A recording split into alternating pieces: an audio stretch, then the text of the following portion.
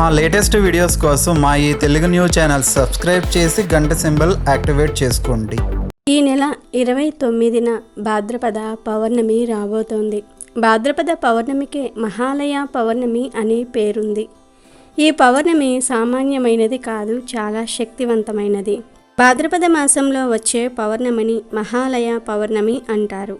ఈ మహాలయ పౌర్ణమి తర్వాత వచ్చే 15 రోజులను మహాలయ పక్షం అని కూడా అంటారు. ఈ మహాలయ పక్షాన్ని పితృపక్షం అని కూడా అంటారు. మన ఇంట్లో మరణించిన పెద్దవారికి శ్రాద్ధం పెట్టడానికి ఈ 15 రోజులు ఎంతో ముఖ్యమైనవిగా భావిస్తారు. ఇలా పితృపక్షంలో పిండ ప్రదానం చేయటం వల్ల పెద్దవారి ఆత్మ సంతోషిస్తుందని పండితులు చెప్తూ ఉన్నారు. భాద్రపద మాసంలో వచ్చే పౌర్ణమి నుంచి అమావాస్య వరకు ఈ పితృపక్షాలను నిర్వహిస్తారు. ఈ 15 రోజులు ఏదో ఒక రోజు మరణించిన మన కుటుంబ సభ్యులకు శ్రాద్ధం పెట్టడం వల్ల ఎంతో పుణ్యం లభిస్తుంది. 15 రోజులలో ఒకరోజు ఉదయాన్నే నదీ స్నానం చేసి మన పెద్దవారికి పూజలు చేసి పిండ ప్రదానం చేయాలి. పిండాన్ని జలాచరాలకు, కాకులకు, గద్దలకు పెట్టడం వల్ల వారి ఆత్మ సంతృప్తి చెందుతుంది. మనపై ఉన్నటువంటి పితృదోషాలు తొలగిపోతాయి. ఈ విధంగా పితృపక్షంలో పెద్దవారికి పిండ ప్రదానం చేసి వారి పేరున అన్నదానాలు, వస్త్రదానాలు చేయటం వల్ల మనకు ఉన్నటువంటి పితృదోషాలు తొలగిపోయి సంతానం లేని వారికి సంతానం కలగటం జరుగుతుంది.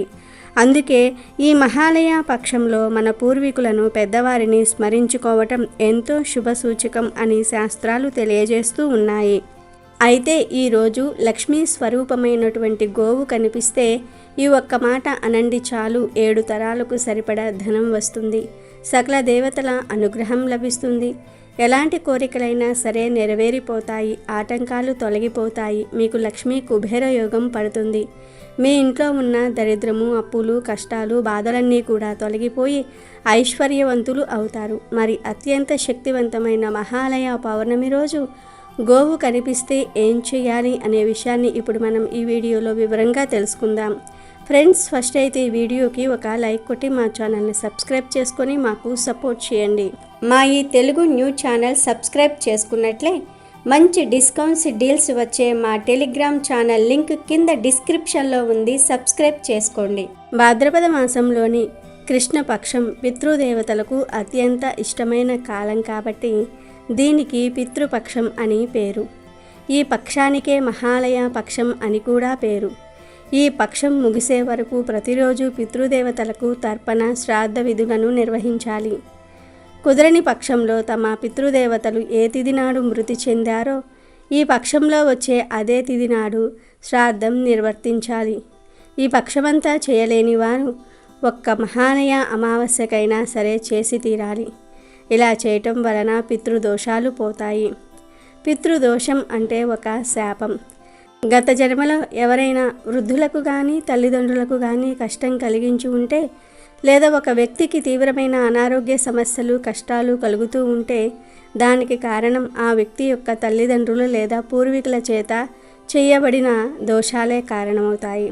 పూర్వీకులు చేసిన కొన్ని దోషాల వలన వారి తర్వాతి తరం వారు కష్టాల పాలవటము, పితృదోషాలకు గురి కావటము జరుగుతుంది. జాతక చక్రంలో ఇటువంటి దోషాలను గుర్తించవచ్చు. పితృదోషాల వలన అనేక రకాలైనటువంటి సమస్యలు కలుగుతాయి.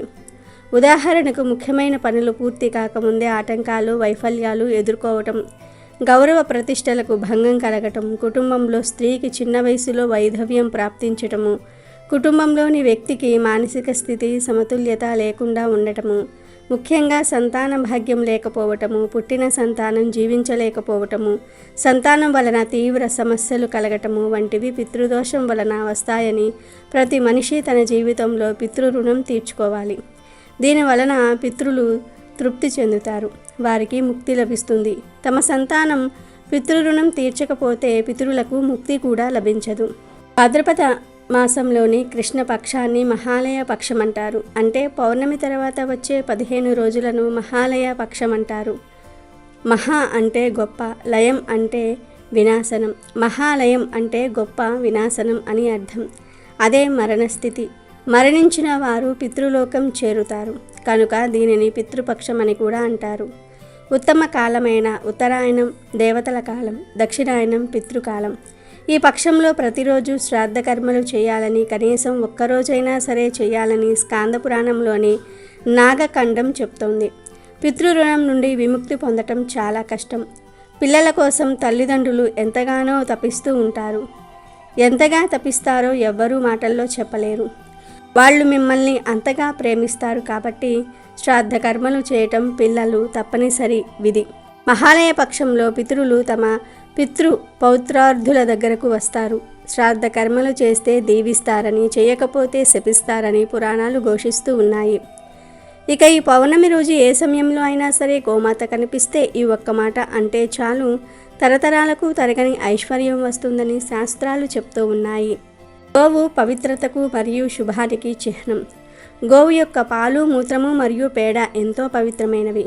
ఆవును దర్శించి రోజులోని పనులు ప్రారంభించడం ఎంతో శుభశకునంగా భావించబడుతోంది.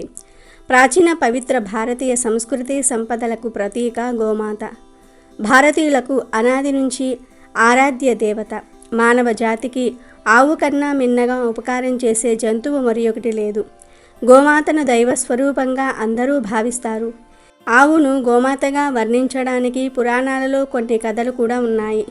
గోమాతను పురాణంలో సకల దేవతా స్వరూపంగా వర్ణించటం జరిగింది.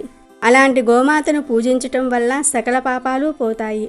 గోవు పాదాలలో పితృదేవతలు, తులసులలో తులసీ దళములు, కాళ్ళల్లో సమస్త పర్వతాలు, మారుతి తదితరులు ఉన్నారు. గోమాత నోరు లోకేశ్వరం, నాలుక 4 వేదాలు అని పురాణాలలో వర్ణించటం జరిగింది. గోమాత మధ్యలో గంధర్వులు, దంతాలలో గణపతి, ముక్కు రంధ్రాలలో శివుడు, ముఖంలో జ్యేష్ఠాదేవి, కళ్ళల్లో సూర్యచంద్రులు, చెవులలో శంకుచక్రాలు, కొమ్ములలో యమయింద్రులు ఉన్నారు. అలాగే కంఠంలో విష్ణువు, భుజాన సరస్వతి, రొమ్మున నవగ్రహాలు, మూపురంలో బ్రహ్మదేవుడు, గంగడోలిన కాశీప్రయాగ నదులు ఉంటాయి. ఈ విధంగా గోవు ప్రతి అవయవంలో సకల దేవతలు కొలువై ఉంటారు. అందుకే పురాణాలలో గోమాతకు ప్రత్యేక స్థానం ఉంది. గోవు సాక్షాత్తు లక్ష్మీ స్వరూపం. గోవు పృష్ఠభాగాన్ని లక్ష్మీదేవిగా భావిస్తారు. గోమాతను పూజించటం వల్ల ముక్కోటి దేవతలను పూజించిన ఫలితం లభిస్తుంది. కనుక మహాలయ పౌర్ణమి రోజు ఏ సమయంలో అయినా సరే మీకు గోమాత కనిపిస్తే ఆ గోమాతకు నానబెట్టిన ఉలవల్లో బెల్లాన్ని కలిపి తినిపించండి. అలా తినిపించేటప్పుడు ఓం లక్ష్మీ నమః అనే మంత్రాన్ని 3 సార్లు మనసులో అనుకోండి. ఇలా చేయటం వలన లక్ష్మీదేవి అనుగ్రహం లభిస్తుంది. మీకు గోమాత కనిపించకపోతే మీరే గోమాత దగ్గరకు వెళ్ళి ఉలవల్లో బెల్లం కలిపి తినిపించండి. ఓం లక్ష్మీ నమః అనే మంత్రాన్ని జపించండి. మీకు ఉన్న కష్టాలు, దరిద్రాలు, బాధలు అన్నీ కూడా తొలగిపోతాయి. 7 తరాలకు సరిపడా ఐశ్వర్యం వస్తుంది. లక్ష్మీదేవి అనుగ్రహం కూడా సిద్ధిస్తుంది. కనుక మీరు కూడా ఈ మహాలయ పౌర్ణమి రోజు గోవు కనిపిస్తే ఈ చిన్న పని చేసి శుభ ఫలితాలను పొందండి. అమెజాన్లో బెస్ట్ డిస్కౌంట్స్ కోసం వీడియో డిస్క్రిప్షన్లో లింకు ఉంది, చూడండి. అలాగే మా టెలిగ్రామ్ ఛానల్ సబ్స్క్రైబ్ చేసుకోండి.